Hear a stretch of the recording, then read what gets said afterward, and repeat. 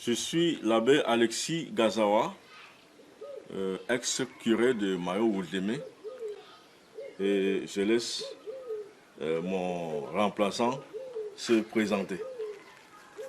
Je suis abbé Jacques Bizaha Zelinda, curé nouvellement nommé pour la paroisse de Mayo-Wouldémé.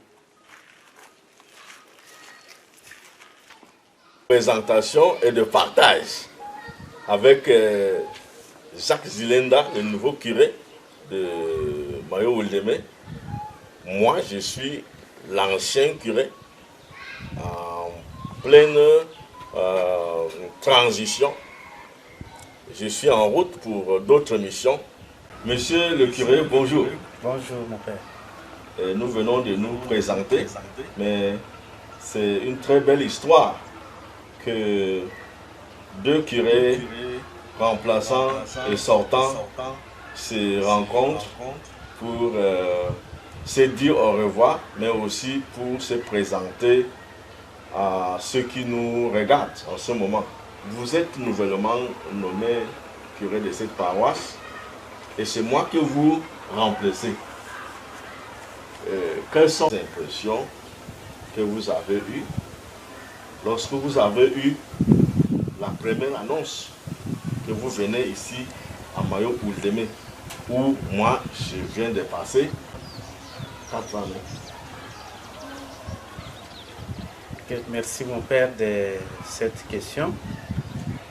Mes premières impressions furent d'abord celles de la joie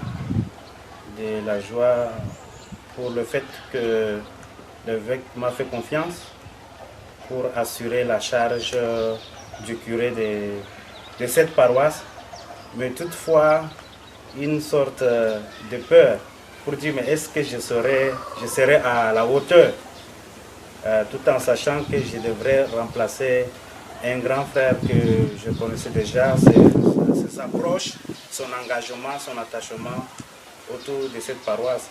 Mais je me suis dit, il ne faut pas avoir peur, il faut se jeter dans l'eau, il faut se confier entre les mains de Dieu et faire tout ce qu'on peut faire, le reste, Dieu s'en occupera.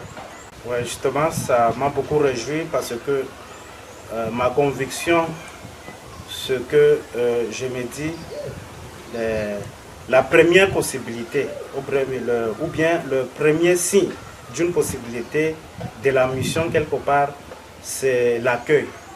Quand je vis cette foule, j'ai vu ce peuple, ces fidèles m'accueillir, je dis bon, voilà, je suis accueilli et justement, ou naturellement, c'est le sentiment de joie que j'avais éprouvé à ce moment-là. Et c'est ça qui me donne l'engouement dès le début de me lancer dans la mission qui m'est confiée dans cette paroisse. Moi, je suis tellement aussi content d'assister à ces événements et aussi d'avoir pris quelques temps avec toi, avec le séminariste qui vous a aussi accompagné comme stagiaire, avec qui vous allez passer 1 an. Je suis content que quelqu'un vienne me remplacer et avant qu'on se sépare, on partage quelques expériences. C'est une manière aussi pour moi d'accueillir le petit frère et lui dire n'aie pas peur, que le Seigneur est avec toi, tu es messager de la parole. Et lorsque le Christ t'envoie en mission, il te donne toutes les dispositions, il te donne tous les éléments qui te donne la force et les assurances possibles. Je pense que ce sont les premiers moments de joie aussi. Après 4 ans, j'ai eu des moments de joie, effectivement. La joie que j'avais eue, c'est d'abord d'avoir été au contact de 2 grandes cultures et très belles cultures, avec tout ce qui les caractérise. La culture Wildeme, la culture Mada. Et cette culture, justement, m'a permis de comprendre le peuple. Le peuple vers qui j'ai été envoyé. J'ai été vraiment content d'être au contact. Cette culture, c'est quoi? C'est voir comment ce peuple vit, son passé culturel, ses moments culturels, m'impliquer aussi souvent dans ces moments pour dire que je suis avec vous, je suis aussi devenu l'un de vous. Voilà les grands moments de joie que j'ai eus. Et je vais rencontrer des vieilles personnes qui sont des témoins vivants du temps passé, du début de l'évangélisation dans la paroisse de Mano Wildeme. Ces personnes vont me donner la joie de découvrir en eux une sorte de lumière qui brille. L'évangile entendu hier et qui continue à être prêché aujourd'hui. Ça, c'est les grands moments que j'ai trouvés. Le peuple aussi, lorsqu'il voit le pasteur ou le prêtre parler avec toute son âme, toute sa force, le peuple l'écoute. Ça, c'est des moments que j'ai vécu ici à Mayo Wildeme. Et qu'après 4 ans, je me suis rendu compte que j'ai seulement passé 4 jours ou 4 mois, parce que c'est passé aussi vite. Oui, oui. Okay. Merci pour cette édification. Et quand on parle de moments de joie, c'est aussi accompagné quelquefois certainement de moments de difficulté. Donc, quels ont été vos moments de difficulté et comment vous avez fait pour opérer un dépassement, peut-être à des situations inattendues qui vous ont mis hors de vous quelquefois? Voilà, les moments, comme vous le dites, de joie peut nous amener aussi à penser aux moments de difficulté. Il est impossible de penser que dans une pastorale quelconque, qu'il n'y ait pas de difficultés. Il y a des difficultés. Parfois même la joie après avoir dépassé les moments difficiles. Le moment de difficulté ici, c'est la souffrance. La souffrance que nous rencontrons. C'est ici, dans cette paroisse de Mano Wildeme, et au cours des rencontres ou des visites pastorales que j'ai faites dans les communautés, que je découvre effectivement que la pauvreté, on n'en parle pas seulement, mais je me suis rendu compte qu'on peut toucher la vérité, la pauvreté. On peut toucher la pauvreté. Comment? Vous rencontrez une personne qui, franchement, manque de quelque chose. Et il n'a pas d'autre moyen que vous. Il n'a pas d'autre espoir que vous. Il n'a pas la possibilité d'avoir une sandale au pied. Il n'a pas la possibilité d'avoir une tasse de mil. Et qu'il peut me te dire que je n'ai rien, je n'ai personne. Ce genre de difficultés, ça te transforme. Comme pasteur, ça te transforme. Ça me fait penser à Jésus quand il faisait ses parcours et qu'il rencontre des situations, soit un malade, soit quelqu'un qui a besoin de lui, la personne pose directement le problème et Jésus voit tout de suite l'intéressement de la personne et il opère le miracle en répondant à la question positivement ou bien le problème. Il résout le problème aussitôt. Je pense qu'ici à Mayo-Oldeme et partout d'ailleurs, on ne peut pas manquer cela. Mais la pauvreté, elle existe. La pauvreté de toutes ses formes. Parce que lorsque vous arrivez à faire comprendre à quelqu'un que sa situation peut changer, et après il vient vous dire merci, c'est grâce à vous que j'ai eu les yeux ouverts, c'est grâce à vous que j'ai eu la possibilité de comprendre que Dieu ne m'a pas oublié. Vous voyez, ça fait pas seulement la joie du pasteur, mais c'est aussi la difficulté.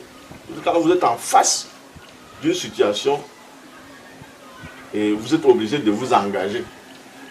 Le problème de sorcellerie, le problème de l'injustice, c'est vous allez faire l'expérience de cela. Vous entrez dans la nouvelle pastorale parce que vous venez d'être ordonné et nouvellement nommé curé. Vous allez trouver ces situations-là. Une personne qui sera accusée, il n'y a pas d'argument, il n'y a pas de preuve. Mais la personne sera accusée, il sera traîné, parfois même devant la juridiction traditionnelle. En tant que pasteur, avant de réagir, avant même peut-être de résoudre le problème, c'est d'abord la difficulté, c'est d'abord la souffrance que vous allez expérimenter. Ce moment-là, en 4 ans, j'ai vécu ici. D'autres moments, ce sont des jeunes, des élèves qui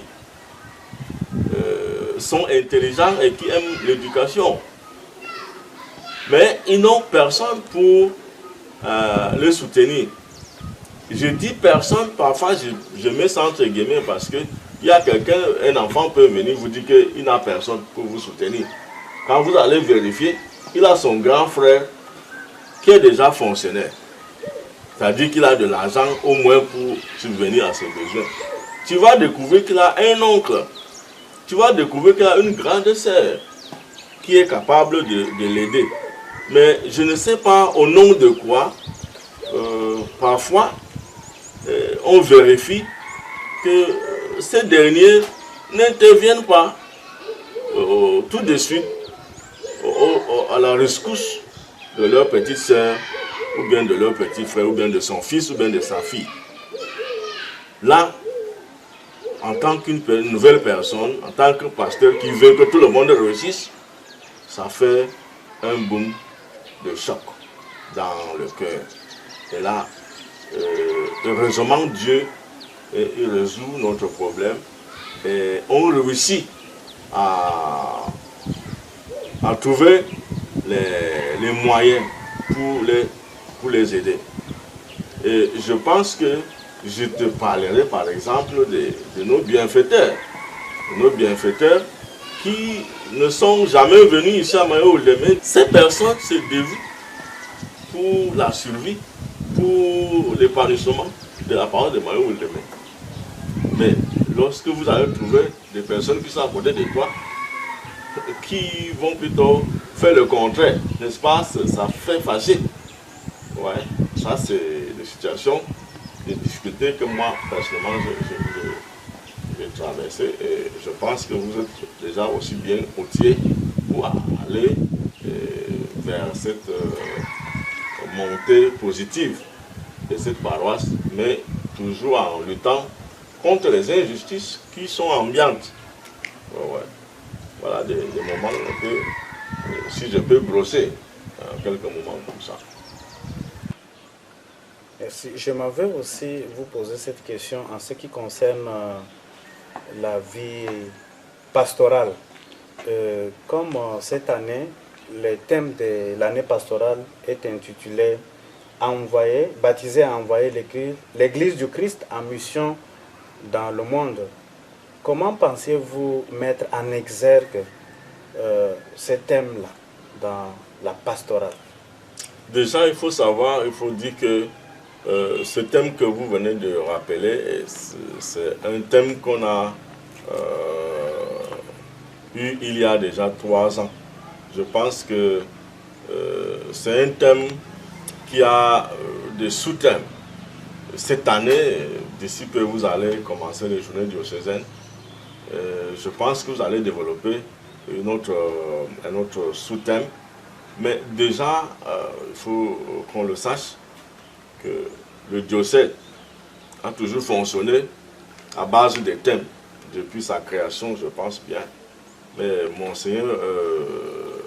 Monseigneur Bruno a continué la tradition, beaucoup plus en nous invitant à mettre l'accent sur comment concrétiser dans la pratique ces thèmes. Alors la question c'est de savoir comment dans la pastorale cela sévit. Je pense que ça dépend aussi du dynamisme pastoral des prêtres, ou plutôt de la communauté pastorale qui existe dans une paroisse. Ici, particulièrement à Mayo-Oldemé, pendant 4 ans, nous avons chaque fois inséré le thème dans la catéchèse dominicale ou la catéchèse ordinaire en vue du sacrement. Alors, l'objectif, c'est que ce que nous avons comme thème soit quelque chose de visible et quelque chose de pratique. Quand on dit envoyer en mission, baptiser, envoyer en mission, il faudrait que le chrétien, il faudrait que le baptisé comprenne que le fait qu'il soit baptisé ne suffit pas. Il faudrait qu'il assume sa mission prophétique dans le baptême. Et on comprend facilement qu'une fois nous sommes baptisés, nous sommes envoyés, c'est-à-dire nous sommes appelés à aller vers l'autre. Nous sommes appelés à annoncer la justice, l'amour, le commandement de Dieu lui-même. Donc cela ne peut que passer pour moi à travers la catéchèse. Et la catéchèse, c'est le Christ que nous transmettons, mais avec tous les bienfaits de l'évangélisation. Donc voilà comment la catéchèse autour du thème pastoral que le diocèse propose, nous l'appliquons dans notre paroisse ici à Mayo-Oldemé. Ça demandera aussi la formation des catéchistes, comment s'approprier de ces thèmes pour pouvoir le transmettre aux communautés. Et grâce à ce grand travail que nous essayons de faire chaque fois à travers des formations zonales et paroissiales, le message commence à avoir des fruits. Nous avions commencé il y a quelques années avec « Donnez-le vous-même à manger » pour inviter les chrétiens et tous ceux qui sont baptisés de s'impliquer dans l'autonomisation de la paroisse, de l'église locale. Et aujourd'hui, on ne peut pas dire qu'on n'a pas réussi. Et il y a des fruits qui ne trompent pas. Voilà. Quelques rêves. Ouais. Est-ce que la paroisse de Mayo-Oldemé a des projets? Je peux dire oui. Une paroisse qui n'a pas de projet, je pense que c'est un peu compliqué. Il faudrait toujours avoir au moins quelque chose à faire. La paroisse de Mayo-Oldemé, pour le moment, la première préoccupation, c'est d'avoir une église couverte.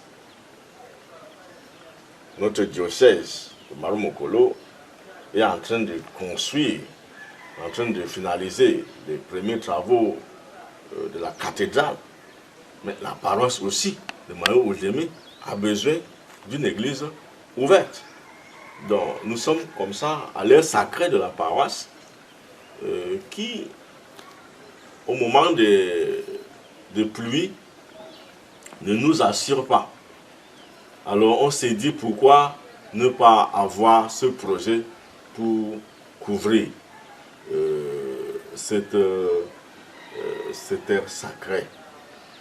Ça c'est la première préoccupation.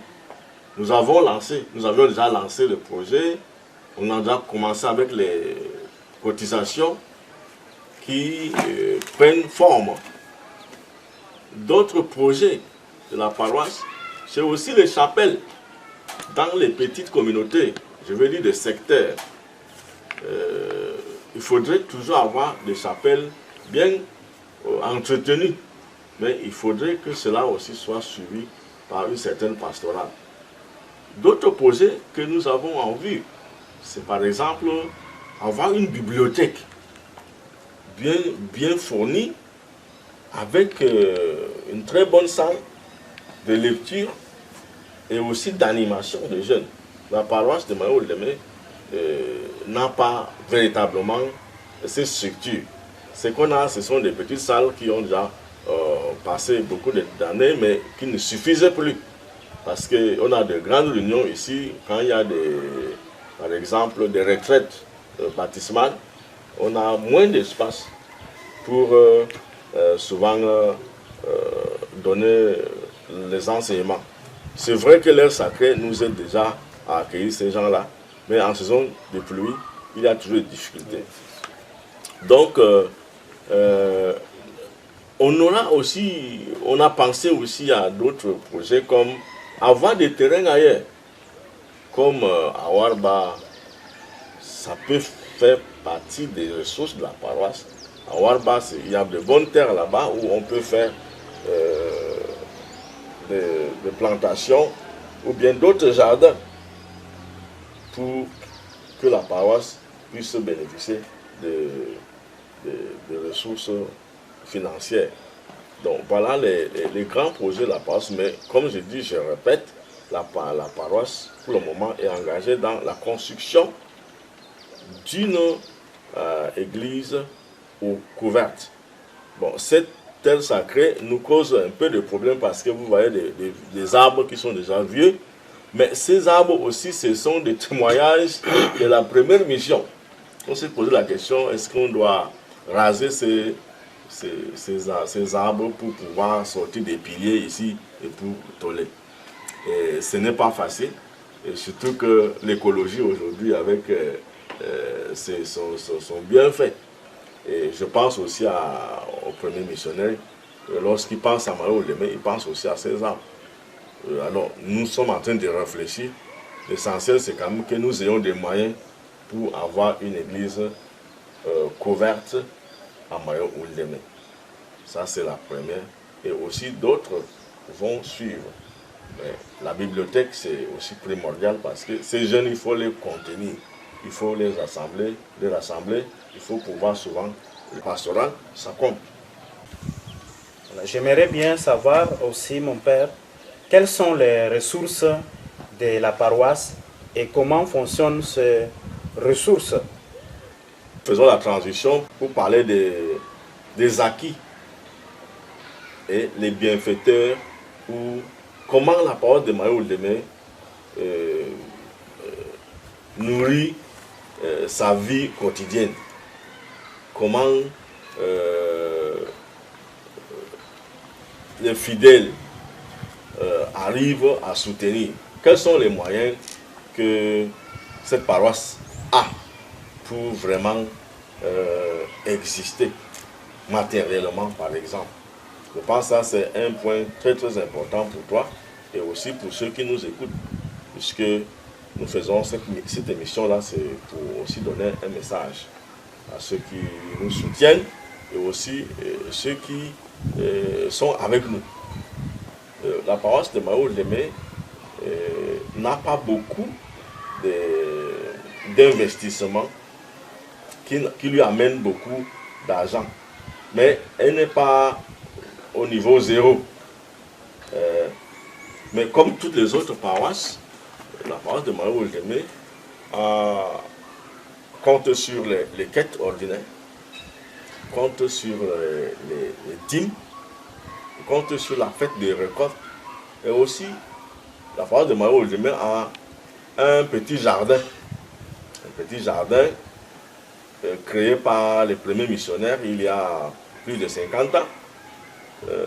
Cette surface lui permet d'avoir chaque année, pas beaucoup, mais quelque chose qui aide la paroisse. En dehors de ça, nous avons des bienfaiteurs sporadiques, c'est-à-dire des gens des amis qui peuvent venir vous visiter et vous laissent quelque chose pour ne serait-ce que payer l'open ou bien changer une réglette. Déjà, on commence à voir cela. Ou des amis ou des fidèles qui vous donnent la possibilité d'avoir un crédit dans votre téléphone. Ça fait partie des bienfaiteurs. Mais l'autre partie, ça concerne ceux qui sont loin de nous et ceux qui nous ont jamais visités. Il y a aussi donc ces gens-là qui nous aident chaque année en nous soutenant dans notre fonctionnement et aussi dans les œuvres caritatives que nous avons ici à la paroisse. Je m'avais comme ça parlé des frères qui sont en Nios avec ce groupe des chrétiens qui pensent à Marie-Oldemé chaque année après avoir peut-être fait une collecte ou après avoir fait une petite récolte des olives. Ils arrivent à nous soutenir avec certaines sommes qui nous permettent de régler certaines factures à la procure. Il y a un très beau groupe à Grenoble que j'ai eu la chance de rencontrer les membres, quelques membres en Nyons en 2018. Ce groupe s'appelle la Fraternité Jopé. La caractéristique de ce groupe, c'est que c'est un groupe de chrétiens qui ont choisi Marie-Oldemé. Pour moi, c'est comme aussi une terre de mission et qu'ils soutiennent avec leur propre cotisation. Chaque mois, ou je sais combien de fois par mois, mais 2 fois par an, ils nous soutiennent avec une certaine somme d'argent et qui véritablement soutient la paroisse de Marie-Oldemé. Avec ces aides que nous recevons, on a la possibilité de sauver un enfant qui peut-être devrait manquer les classes cette année. On a la possibilité de sauver un papa qui n'a plus les moyens parce qu'il a beaucoup d'enfants à l'école, ou celui-là qui n'a pas les frais d'examen pour ses études. Donc voilà comment ce groupe nous soutient de loin. Et la paroisse de Marie-Oldemé continue son chemin. Merci beaucoup. Bon, si j'avais une question, c'est de connaître davantage ce groupe, comment ce groupe est constitué, l'historique. Et puis, vous avez essayé de brosser tout à l'heure les caractéristiques dont je voulais davantage découvrir. Donc, comment ce groupe mène ses actions et puis vraiment le caractéristique, son mode de fonctionnement et tout ça. Alors, comme je t'avais donné ce petit journal, c'est important de le souligner. C'est un journal qui résume la vie de la fraternité Jopé. C'est l'un des membres de ce groupe-là qui m'a envoyé il y a quelque temps pour connaître effectivement l'origine et les activités ordinaires de Jopé. Je pense que ce résumé va vous édifier au fur et à mesure. Et bien évidemment, je ne veux pas passer, je ne veux pas vous laisser sans vous mettre en contact direct avec eux. Et je pense qu'ils sont déjà prêts pour, pour accueillir le premier contact avec vous. Voilà. Ok. Une de mes questions, c'est celle de savoir, vous êtes au terme de votre séjour ici à Mayo-Oldeme comme curé sortant. Je voudrais savoir qu'est-ce que vous pouvez dire de la paroisse de Mayo-Oldeme au final. Qu'est-ce que vous pouvez dire de la mission ici, de votre mission à la paroisse de Mayo-Oldeme? La paroisse de Mayo-Oldeme, c'est une très belle paroisse. La paroisse de Mayo-Oldeme, c'est celle qui a un bel avenir. C'est une paroisse qui a pratiquement tous les moyens pour réussir dans l'avenir. Quand tu vois le nombre de chrétiens, quand tu vois le nombre de baptisés chaque année, quand tu vois ceux qui sont sortis de cette paroisse, quand tu vois l'élite de Mayo-Oldeme, vous n'avez pas peur de dire que c'est une paroisse qui a de l'avenir. Donc, pendant 4 ans, je me suis toujours, avec un peu d'orgueil, présenté comme le curé métropolitain de la zone de Mayo-Sava. Parce que non seulement la paroisse de Mayo-Oldeme est née avant les autres paroisses, mais je me suis rendu compte que non, elle n'est pas à la traîne. La paroisse de Mayo-Oldeme n'est pas à la traîne. Et si on n'a pas des infrastructures au niveau des autres, au même niveau que les autres, ce n'est pas parce qu'on n'est pas à mesure, mais parce que je pense que le premier élément, ou bien l'objectif principal, ce n'est pas d'abord ça. Le premier élément, le premier objectif, c'est d'abord la conversion du peuple. Et lorsqu'il y a la conversion, tout est possible. C'est pourquoi je dis la construction spirituelle et matérielle de cette paroisse, pour moi, est possible. Et seulement qu'il faudrait que le pasteur que vous êtes croit à cela. Et c'est grâce à votre foi de réussir dans l'évangélisation que le peuple va aussi vous suivre et être convaincu de la richesse qu'on a ici. Donc la paroisse de Mayo-Oldeme, au final, c'est une paroisse d'avenir. Et j'ai dit aussi, c'est une paroisse qui a de l'histoire. Parce que Baba Simon est passé ici, les monseigneurs Philippe, les Roger et tous les autres sont passés dans cette paroisse. Pourquoi on peut dire qu'on ne peut pas réussir? On a déjà beaucoup réussi ici. Et il y a 30 ans, il y a 40 ans, il y a 70 ans. La paroisse n'avait pas l'air d'être comme celle d'aujourd'hui. Alors, le grand, je vais dire, la chose la plus meilleure est encore à venir. Et avec des jeunes prêtres comme toi, je pense qu'on n'a pas raison d'échouer.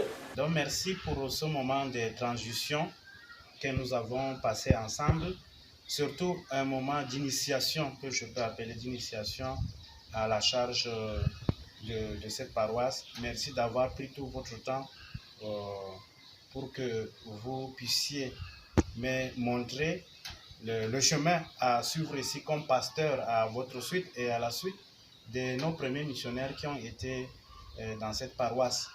Je dis aussi merci à la communauté chrétienne de Mayo-Oldeme pour leur accueil.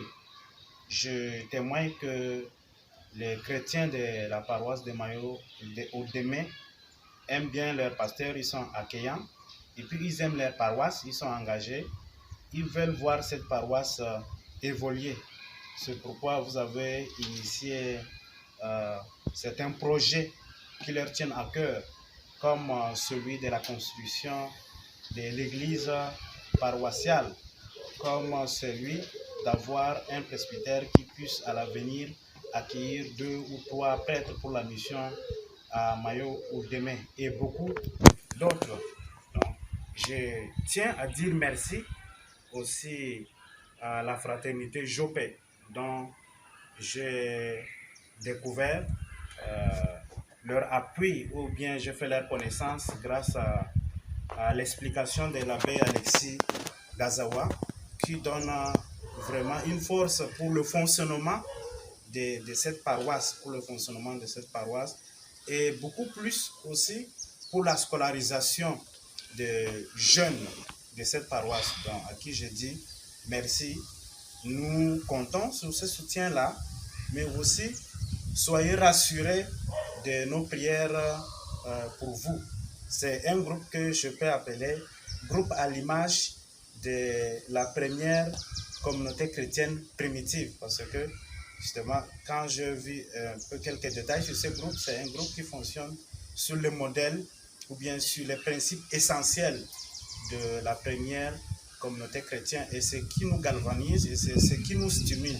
Donc, je dis merci à chacun des membres et aussi au groupe qui est avec Monseigneur Philippe Steven, qui continue de soutenir cette paroisse.